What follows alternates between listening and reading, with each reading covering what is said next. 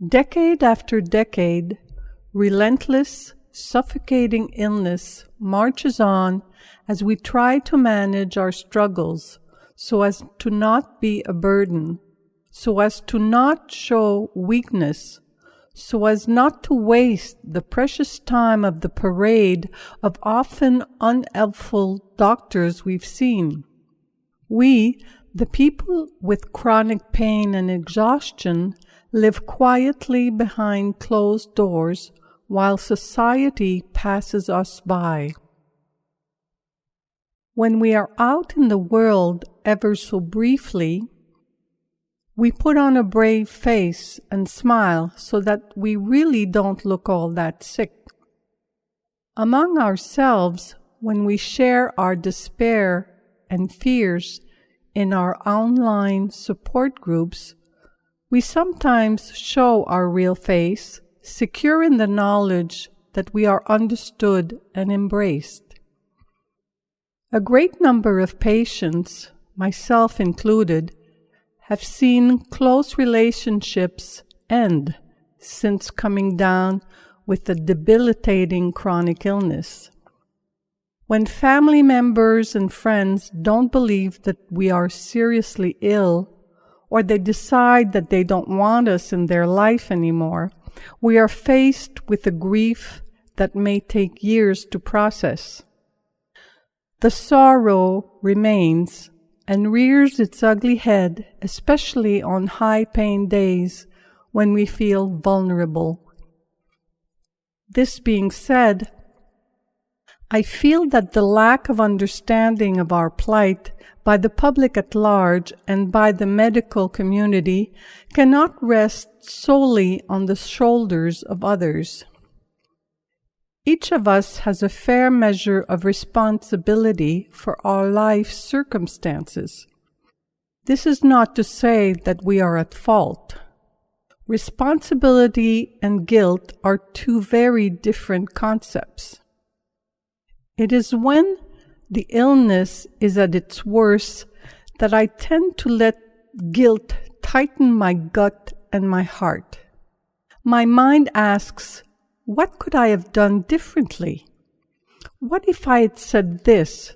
Maybe this person would still be my friend. What if I had forgiven my mother sooner? Maybe I wouldn't be sick. Maybe if. There are so many crossroads in one's life that we could spend the rest of our time on earth trying to figure where we went wrong. But here's the good news. There is no wrong turn. Whatever choice I have made in my life was the right one. It was the best I knew to make at the time, and the path it led to was my path, the one I needed to travel. Where I am now is exactly where I am supposed to be. This is universal law. As I allow that thought to sink in, I see that I can let go of my dissatisfaction towards my life situation and the guilt associated with it. I can take a few deep breaths and observe my path from the perspective of the traveler who has gone a long way on the road of life, learning through experience, growing, and ever more certain of her purpose. Now you may ask if there could possibly be a purpose to being ill for so long.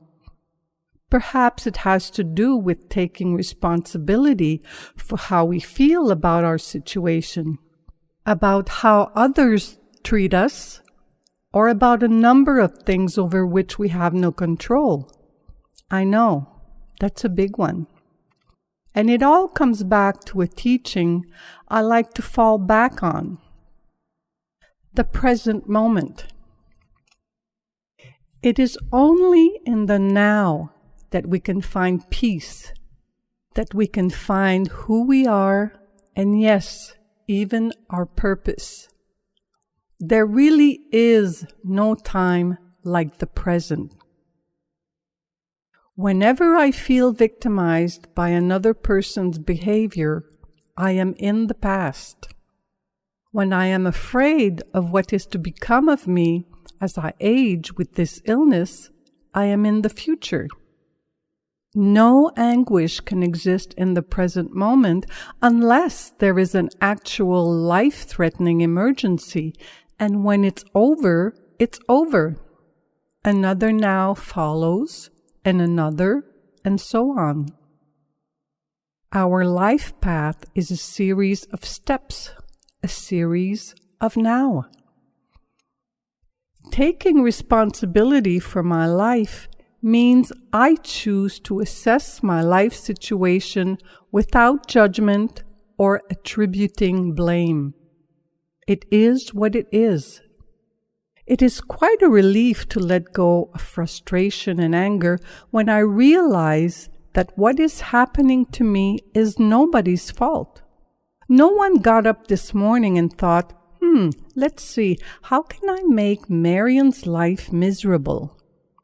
The world really doesn't work that way. I've met people online with ME, fibromyalgia, and other serious illnesses who have found simple, creative ways to maintain focus on the delights of the present moment in the middle of tremendous adversity. One very ill and disabled lady has made it her purpose to send personal, cheerful messages to hundreds of her contacts who are going through emotionally challenging difficulties. Every day, she sends hope, support, and love to many who feel forgotten.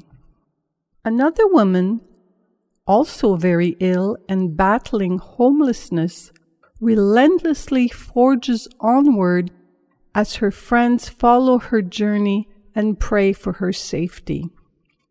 She openly shares her terrible loneliness and the next day describes in vivid detail the breathtaking beauty of an autumn sunset in the forest. The following morning, we can almost feel the comfort of that warm space she had worked so hard to make for herself as she savors the moment with a photo of her hand wrapped around a mug of hot cocoa. These are just two of the many people who have inspired me as I also travel a path that is of my making and that I can transform one step at a time. Each of us is here to grow through experience and to learn life lessons. The universe provides us with needed opportunities. The rest is up to us. See you where all paths become one.